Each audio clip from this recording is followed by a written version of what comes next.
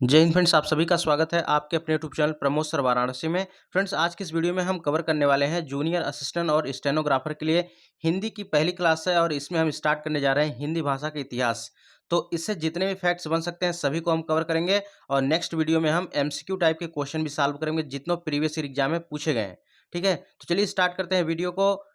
यहाँ पर सबसे पहले पॉइंट्स पे चलते हैं। सबसे पहला पॉइंट है आपका हिंदी भाषा के इतिहास से किस टाइप के प्रश्न बनते हैं। सभी प्रश्न को हमने पेन डाउन कर लिया, सभी कॉन्सेप्ट को पेन डाउन कर लिया है ताकि आपको कहीं भटकने की जरूरत ना पड़े।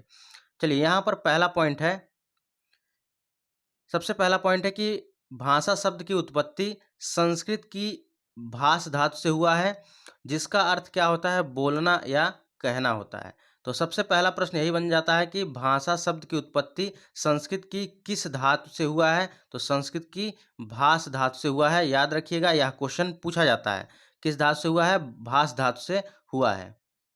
चलिए अगला पॉइंट है कि हिंदी की आदि जननी या प्राचीनतम भाषा किसको माना जाता है। हिंदी की आदि जननी पूछे या हिंदी की प्राचीनतम भाषा पूछे या सबसे प्राचीनतम भाषा पूछे तो आपको बताना है संस्कृत। याद रखिएगा, इंपॉर्टेंट है, दोनों से प्रश्न आज तक बने हैं। अगला पॉइंट है संस्कृत के दो रूप प्रचलित हैं। संस्कृत के कौन कौन से दो रूप प्रचलित हैं। एक होता है वैदिक संस्कृति, एक होता है लौकिक संस्कृत। अब इनमें वैदिक संस्कृत क्या होता है, लौकिक संस्कृत क्या होता है, इनको भी देख लेते हैं। और पूछे कि संस्कृत के कितने रूप प्रचलित हैं। संस्कृत के दो रूप प्रचलित हैं, याद रखिएगा। एक होता है वैदिक संस्कृत, दूसरा होता है लौकिक संस्कृत। वैदिक संस्कृत क्या होते हैं इसको देख लेते हैं। तो देखिए, वैदिक संस्कृत वह भाषा है जिसमें वेदों की रचना हुई है। यह पूर्णतः उच्चारण पर आधारित है। तो क्वेश्चन ऐसे पूछेगा कि कौन सी संस्कृत पूर्णतः उच्चारण पर आधारित है, तो आपको टिक करना होगा वैदिक संस्कृत। ठीक है, ऐसा क्यों, क्योंकि वैदिक संस्कृत जो है ऐसी भाषा है जिसमें वेदों की रचना हुई है। यानी वेदों की रचना जो हुई है किसमें हुई है, वैदिक संस्कृत में हुई है। और यह जो रचना हुई है पूर्णतः उच्चारण पर ही आधारित है, इसी की वजह से इसको कहते हैं वैदिक संस्कृत। दूसरा पॉइंट है आपका लौकिक संस्कृत क्या होते हैं। तो लौकिक संस्कृत यह आम जन की बोलचाल की भाषा थी जो धीरे धीरे परिवर्तित होती गई और अंत में हिंदी भाषा का विकास हुआ। यानी हिंदी भाषा का विकास कैसे हुआ, ऐसा नहीं कि डायरेक्ट हिंदी भाषा का विकास हो गया। पहले वैदिक संस्कृत आई, उसके बाद लौकिक संस्कृत। यह आम जनों के द्वारा जो बोलचाल में भाषा उपयोग की जाती थी वही आपकी लौकिक संस्कृत हो गई। और धीरे धीरे जो यह परिवर्तित होती गई और आगे परिवर्तित होकर यही जो आम जन की जो बोलचाल की भाषा है आगे परिवर्तित होकर हिंदी भाषा में परिवर्तित हो गई। इसी की वजह से यहाँ पर हिंदी भाषा का विकास हुआ। चलिए अब आगे यहाँ पर देख लेते हैं हिंदी भाषा के विकास का क्रम क्या है। और यही क्वेश्चन है जो आपके 1262 के एग्जाम में पूछा गया है। ठीक है, UP triple SC junior assistant 1262 के एग्जाम में यही प्रश्न पूछा गया है, तो इसको आप देख लीजिएगा। और हो सकता है पिछली बार यहाँ से प्रश्न बना है तो अगली बार जो अब 5512 की वैकेंसी है हो सकता है आपको सन लगाने को दे दे कि किस सन में कौन सा है, तो क्रम में इसको लगाने के लिए, तो इसको अच्छे से ध्यान दीजिएगा। यहाँ पर आपका एक भी पॉइंट नहीं छूटने वाला है।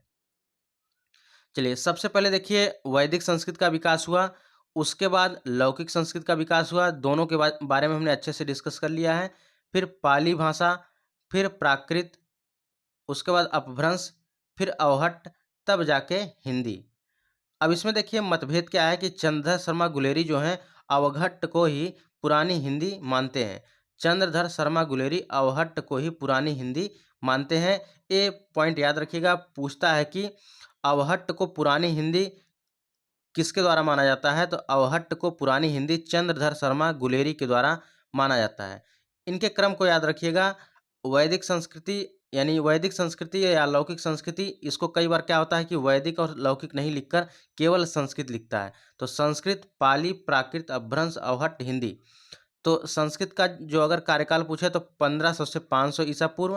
फिर पाली का कार्यकाल जो है 500 से 1 ईसा पूर्व। प्राकृत का 1 से 500 ईस्वी और अपभ्रंश का 500 से 1000 ईस्वी। और वहीं पर हिंदी का समय 1000 ईस्वी से अभी तक चल रहा है जो वर्तमान में। तो ये हिंदी भाषा के विकास का क्रम है, इसको आप अच्छे से याद रखिएगा। अब इसको देखिए, यहाँ पर एक बार थोड़ा सा क्विक रिवीजन कर लेते हैं ताकि यहाँ पर जो भी आपके डाउट हो सारे डाउट क्लियर हो जाए। देखिए हिंदी भाषा की उत्पत्ति संस्कृत की भाष धातु से हुआ है, जिसका अर्थ क्या है? बोलना या कहना। अगर पूछे हिंदी की आदि जननी या सबसे प्राचीनतम भाषा किसको कहा जाता है? संस्कृत को कहा जाता है। संस्कृत के भी कितने रूप प्रचलित हैं? तो संस्कृत के 2 रूप प्रचलित हैं। कौन-कौन से? एक वैदिक संस्कृत, दूसरा लौकिक संस्कृत। अब वैदिक संस्कृत क्या होता है? जो ऐसी भाषा जिसमें वेदों की रचना हुई है और यह पूर्णतः उच्चारण पर आधारित है, इसे वैदिक संस्कृत कहते हैं। लौकिक संस्कृत किसे कहते हैं? जो आम जन की बोलचाल की भाषा है, जो उसको कहते हैं वो लौकिक संस्कृत, और जो आगे चल के धीरे-धीरे परिवर्तित होकर हिंदी भाषा में परिवर्तित हो गई, इसी को लौकिक संस्कृत कहा जाता है। हिंदी भाषा के विकास का क्रम हमने बता दिया कि सबसे पहले वैदिक संस्कृत, फिर लौकिक संस्कृत, फिर पाली, प्राकृत, अपभ्रंश, अवहट्ट और हिंदी। चंद्रधर शर्मा गुलेरी अवहट्ट को पुरानी हिंदी मानते हैं। चलिए यहाँ से हम लोगों के इम्पोर्टेंट फैक्ट्स कंप्लीट हो गए। अब देखिए हिंदी भाषा की जो बोलियां होती हैं और उनके क्षेत्र। अब बोली किसे कहा जाता है? तो एक छोटे क्षेत्र में बोली जाने वाली भाषा को ही बोली कहा जाता है। परंतु बोली में कभी भी साहित्य की रचना नहीं होती है और बोली की स्वयं की लिपि भी नहीं होती है। यानी जो बोली बोली जाती है, लोकल क्षेत्र में जो बोली बोली जाती है, उसी को हम कहते हैं, लोकल क्षेत्र में जो भाषा बोली जाती है उसी को हम कहते हैं बोली। परंतु जो ये हम लोग लोकल क्षेत्र में जो भाषा बोलते हैं, इसमें कभी भी साहित्य की रचना नहीं होती है। ऐसा क्यों? क्योंकि इसकी स्वयं की कोई लिपि नहीं होती है, ठीक है? इसकी स्वयं से कोई लिपि नहीं होती, इसकी वजह से यहाँ पर साहित्यिक रचना इसमें नहीं होती है। तो यानी लोकल क्षेत्रों में जो भाषा बोली जाती है, उसी को हम लोग बोली कहते हैं। अगला है उपभाषा किसको कहते हैं? तो जब किसी बोली में साहित्य की रचना होने लगे और उसके क्षेत्र में विस्तार भी होने लगे, तो उसे हम उपभाषा कहते हैं। यानी किसी बोली में जब साहित्य की रचना होने लगे, तो उसको और उसके क्षेत्र में विकास होने लगे, डेवलपमेंट होने लगे, तो उसी को हम बोलते हैं उपभाषा कहते हैं। अब यहाँ पर भाषा से संबंधित क्या है? भाषा किसको कहते हैं? तो साहित्यकार जब उस भाषा को अपने साहित्य के द्वारा परिनिष्ठित सर्वमान्य रूप प्रदान कर देते हैं तथा उसका क्षेत्र भी विस्तार होने लगता है, तो उसे हम भाषा कहते हैं। अब परिनिष्ठित का मतलब क्या होता है? परिनिष्ठित का मतलब होता है शुद्ध होता है। क्या होता है? शुद्ध होता है। यानी साहित्यकार जब उस भाषा को साहित्य के अंदर शुद्ध रूप से, सर्वमान्य रूप से ये प्रदान कर देते हैं कि यह भाषा, इसमें जो है साहित्य रचनाएँ हो सकती हैं, साहित्यिक रचनाएँ हो सकती हैं, तो इसी को हम लोग बोलते हैं भाषा।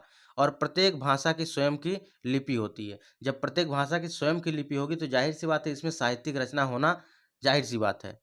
तो यहाँ से भाषा से संबंधित हमने कवर कर लिया, यानी बोली, उपभाषा और भाषा क्या है, इसको भी हमने अच्छे से जान लिया।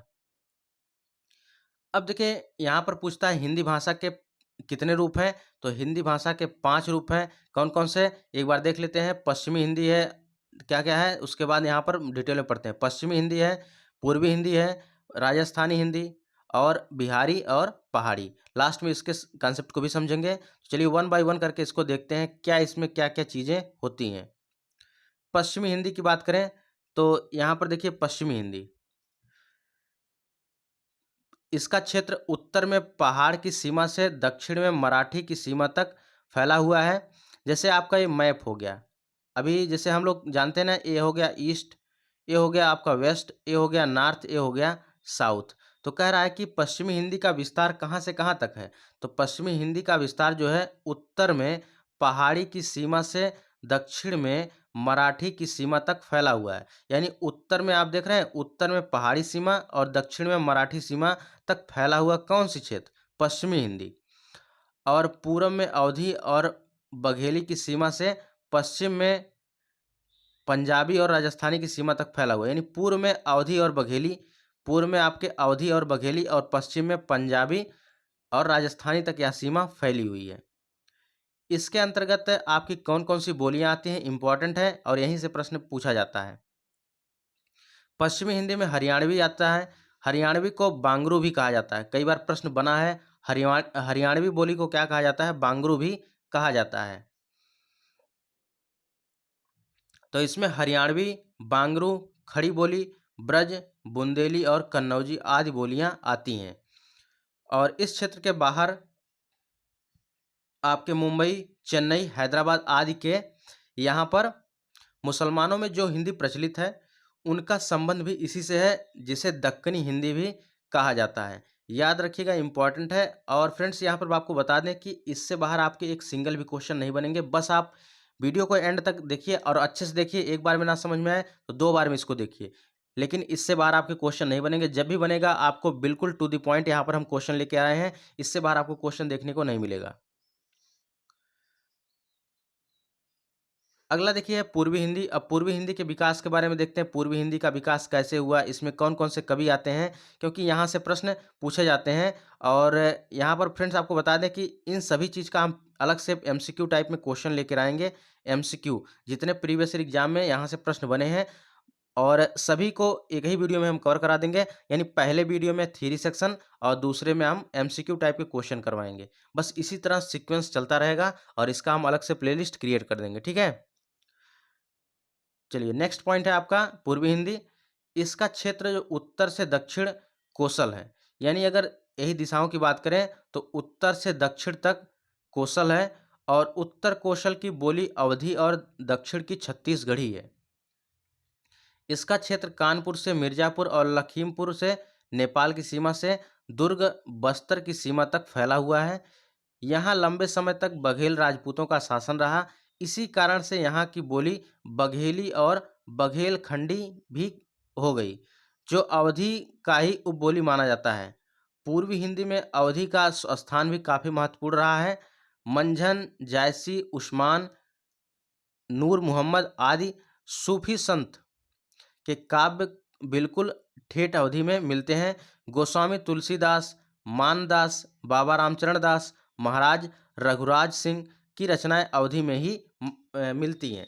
तो यहाँ से बस केवल इतना प्रश्न दे देगा कि गोस्वामी तुलसीदास, मानदास, बाबा रामचरण दास, महाराज रघुराज सिंह की रचनाएं किस भाषा में मिलती हैं, तो आपको बताना होगा अवधी भाषा में मिलती हैं। याद रखिएगा, इंपॉर्टेंट है। फ्रेंड्स अगर वीडियो अच्छी लग रही है वीडियो को एक बार लाइक कर दीजिए और चैनल पर आप पहली बार आए हैं तो चैनल को जरूर सब्सक्राइब कर लीजिएगा, क्योंकि जूनियर असिस्टेंट की तैयारी बिल्कुल टॉपिक वाइज करवाई जा रही है। चलिए यहाँ पर नेक्स्ट सेगमेंट पे चलते हैं। अगला है राजस्थानी हिंदी। तो राजस्थानी हिंदी किसको कहा जाता है, तो इसमें चंदवरदाई, दूरसाजी, सूर्यमल, मुरारीदान, बांकीदास, हरिदास, चरणदास, मीरा दादू आदि ने अपनी रचनाएं यहाँ पर पुरानी राजस्थानी यानी डिंगल में लिखी है। पुरानी राजस्थानी को क्या कहते हैं, डिंगल भी कहा जाता है। क्या कहते हैं, डिंगल। यह राजस्थान के अलावा सिंध के कोने-कोने में और मालवा जनपद में बोली जाती है। इस भाषा में बोलियां और उपबोलियों की संख्या लगभग 30 बताई गई हैं और मारवाड़ी, ढूंढाड़ी, जयपुरी, मेवाती और मालवी इसकी प्रमुख बोलियां हैं। ढूंढाड़ी को क्या कहा जाता है, जयपुरी भी कहा जाता है। याद रखिएगा, जब एमसीक्यू टाइप में क्वेश्चन किया जाएगा तो वहाँ पर यह क्वेश्चन आएगा। अगले सेगमेंट पे चलते हैं। अगला सेगमेंट है आपका बिहारी हिंदी। बिहारी हिंदी में कौन-कौन सी बोलियाँ आती हैं? इसके अंतर्गत 3 बोलियाँ प्रमुख हैं, जो कि यही बार-बार पूछी जाती हैं। बिहारी हिंदी में 3 बोलियाँ होती हैं, कौन-कौन सी? मगही, मैथिली और भोजपुरी। परंतु साहित्य केवल मैथिली में ही है। वर्तमान समय में भोजपुरी बिहार के साथ-साथ अन्य स्थानों में भी प्रसिद्ध है। बिहारी हिंदी के प्राचीन साहित्यकारों में कौन-कौन से आते हैं? धर्मदास आते हैं, कबीर आते हैं, धारड़ीदास, शिव नारायण, इन सभी की रचनाएँ उल्लेखनीय हैं बिहारी हिंदी में।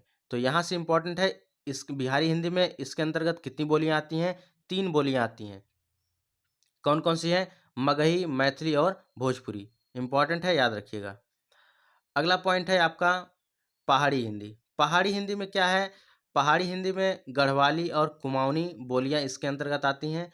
वर्तमान में यह उत्तराखंड की भाषा है। इसका राजस्थानी से गहरा संबंध है, क्योंकि मध्यकाल में राजपूतों ने भी यहाँ शासन किया था। तो पहाड़ी हिंदी से इतने प्रश्न बनते हैं। अब इसका शार्ट व्यू देख लेते हैं। शार्ट व्यू से प्रश्न जो कि पूछे जाते हैं। चलिए, यहाँ पर देखिए सबसे पहला पॉइंट बनता है कि हिंदी के इन 5 रूपों में कुल कितनी बोलियाँ होती हैं? हिंदी के 5 रूपों में 18 बोलियाँ होती हैं। क्वेश्चन कैसे पूछेगा? दे देगा कि हिंदी की बोलियों में पश्चिमी हिंदी, पूर्वी हिंदी, राजस्थानी हिंदी, बिहारी हिंदी और पहाड़ी हिंदी में पाँचों रूपों में कुल कितनी बोलियों का उल्लेख किया गया है? तो कुल 18 बोलियों का उल्लेख किया गया है। कैसे 18 बोलियाँ हैं? यहाँ पर देख लीजिए। यहाँ पर 6 बोली, पश्चिमी हिंदी में, पूर्वी में 3 बोली, राजस्थानी में 4 बोली और बिहारी में 3 और पहाड़ी में 2। तो 6 3 9, 9 4 13 2 15 15 16 16 2 18 हो जाएगा, ठीक है? ठीक है, 2 3 5 4 9 3 12 6 18 हो गया, ठीक है? 18 बोलियाँ टोटल हो गई। अब देखिए यहाँ पर कैसे हम लोग कवर करेंगे, तो पश्चिमी हिंदी में कौन किस में आती है? सौरसैनी अपभ्रंश में आती है, इसको भी याद रखिएगा। और इसमें कौन-कौन सी बोलियाँ हैं? देखिए खड़ी बोली आती है, हरियाणवी जिसको क्या बोला जाता है? बांगरू कहा जाता है, दक्कनी, ब्रजभाषा, बुंदेली और कन्नौजी। तो यहाँ पर 6 बोलियाँ हो गई। अब पूर्वी हिंदी में कौन-कौन सी आती हैं? पूर्वी हिंदी में हमने बताया 3 आती हैं, अवधी, बघेली, छत्तीसगढ़ी। कैसे याद होगा? एबीसी याद रखिएगा, एबीसी यानी अवधी, बघेली, छत्तीसगढ़ी। तो इसमें 3 बोलियाँ आती हैं पूर्वी में। इसमें कौन से अपभ्रंश में आती है? तो अर्धमागधी में आती है। राजस्थानी हिंदी की बात करें, यहाँ किस में आती है? सौरसैनी में आती है, सौरसैनी अपभ्रंश में। तो इसमें मारवाड़ी, जयपुरी, मेवाती और मालवी इसमें बोलियाँ आती हैं, यानी कुल बोलियों की संख्या 4 है। मागधी की बात करें, यहाँ पर देखिए बिहारी हिंदी मागधी में आती है, तो इसमें बिहारी में भोजपुरी, मगही और मैथिली यानी 3 भाषाएँ आती हैं। पहाड़ी हिंदी की बात करें, कुमाऊनी और गढ़वाली आती हैं, यानी 2 भाषाएँ आती हैं और यह खस से संबंधित है, ठीक है? तो यहाँ से फ्रेंड्स हम यहाँ जितना क्वेश्चन बन सकता था हिंदी भाषा के इतिहास से, सभी को कवर कर दिया है। तो इसको 1 से 2 बार वीडियो देख लीजिएगा, बाकी नेक्स्ट वीडियो में हम यहाँ पर जितने एमसीक्यू टाइप में क्वेश्चन बन सकते हैं, सभी को नेक्स्ट वीडियो में कवर करेंगे। तो फ्रेंड्स मिलते हैं नेक्स्ट वीडियो में, तब तक के लिए जय हिंद, वंदे मातरम, खुश रहिए, मस्त रहिए, मिलते हैं नेक्स्ट वीडियो में।